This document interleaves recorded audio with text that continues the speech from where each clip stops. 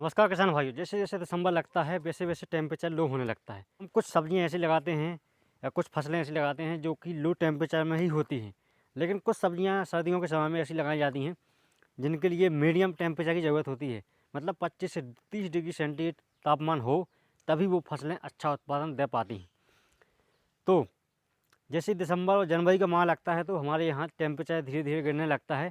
वह एक ऐसी कंडीशन आ जाती है कि जहाँ 3 से 4 डिग्री सेंटीग्रेड तक तापमान ही पहुँच जाते हैं।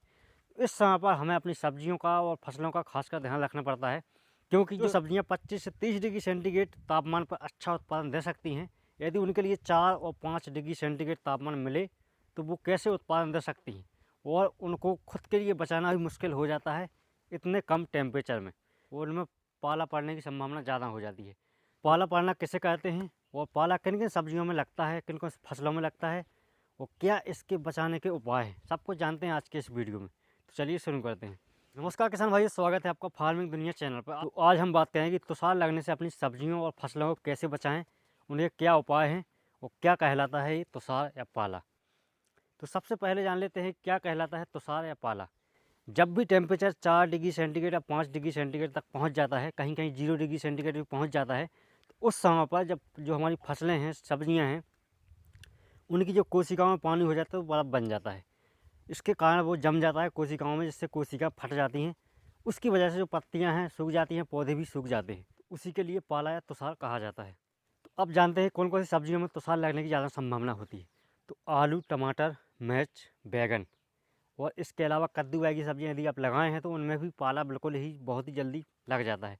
इसके अलावा सभी फल वर्गीय पौधे होते हैं जैसे पपीता, नींबू, आम, इनमें भी पाला पड़ने की संभावना ज़्यादा होती है। अब जानते हैं किसान भाइयों कि किस प्रकार से हम अपनी फसलों को पाला पड़ने से बचा सकते हैं। तो कुछ उपाय हैं जिनको आप अपना करके अपनी फसलों को पाला पड़ने से बचा सकते हैं या तुषार लगने से बचा सकते हैं। तो पहला सिंपल उपाय है कि आप सबसे पहले, यदि आपके पास सिंचाई उपलब्ध है, जो कि नहर की नहीं होना चाहिए, तालाब की भी नहीं होना चाहिए, कुएँ की सिंचाई का पानी या बोरवेल का पानी होना चाहिए, जो कि गर्म पानी निकलता है, जिसका टेम्परेचर 20-30 डिग्री सेंटीग्रेड रहता है, जो कि फसलों में टेम्परेचर गिरने से बचाता है।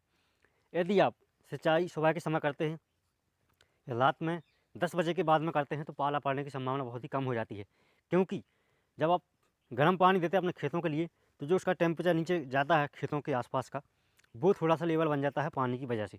इसलिए यदि आप सिंचाई करते हैं 10 बजे के बाद में रात में, तो जो पाला पड़ने का संभावना है वो बहुत ही कम हो जाती है, तो सार फसलों से बच जाता है। दूसरा उपाय है कि आप सल्फर या गुड़ का स्प्रे करके अपनी फसलों को बचा सकते हैं।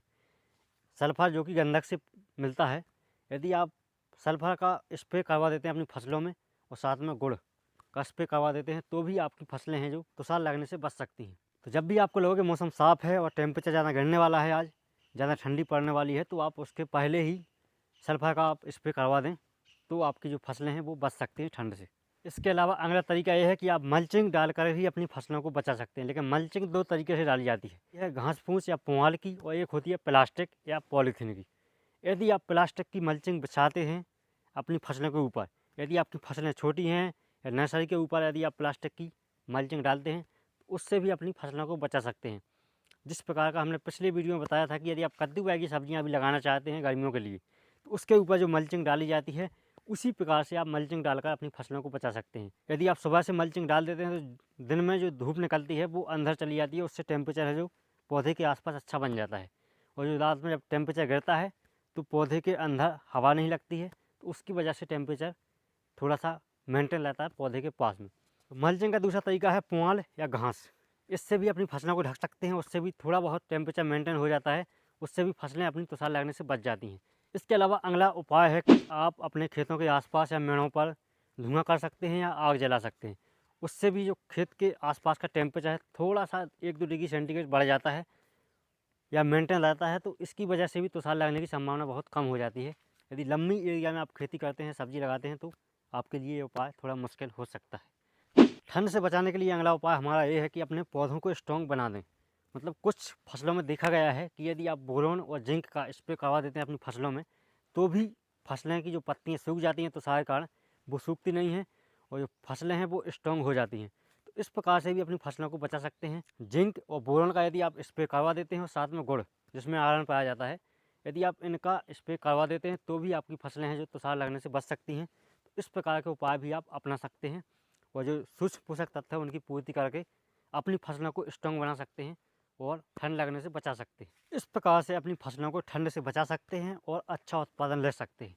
तो कैसा लगा ये वीडियो? अच्छा लगा तो लाइक करें, सब्सक्राइब करें चैनल के लिए इसी प्रकार वीडियो पाएं। तो बने रहिए फार्मिंग दुनिया के साथ। मिलते हैं अगले वीडियो, तब तक के लिए जय किसान जय जवान।